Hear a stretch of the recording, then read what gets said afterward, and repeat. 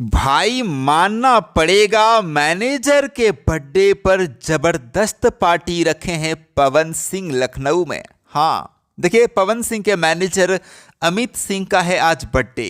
अमित सिंह शुभ लाभ कंपनी के मालिक भी हैं, शुभ लाभ जो चैनल है उस चैनल के मालिक भी हैं, लेकिन पवन सिंह के मैनेजर हैं। अब पवन सिंह जो है अपने तरफ से जो है वो जबरदस्त पार्टी दे रहे हैं, बर्थडे सेलिब्रेट किया जाएगा यहीं पर। आप नज़ारा देखिए, मतलब बड़ी पार्टी होगी यहाँ पर अभी, और यहाँ बहुत सारे लोग, अभी एक से बढ़कर एक लोग पहुँचने वाले हैं भाई साहब, बहुत सारे लोग पहुँचेंगे। तो लखनऊ का ये नज़ारा है, और पवन सिंह जो है अपने तरफ से मतलब ये पार्टी जो है ऑर्गेनाइज किए हैं, और ज़बरदस्त तैयारी है यहाँ पर।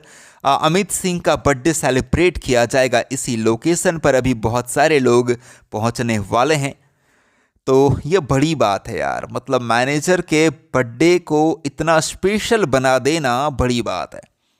तो ये जो है ये तैयारी पवन सिंह के द्वारा करवाया गया है।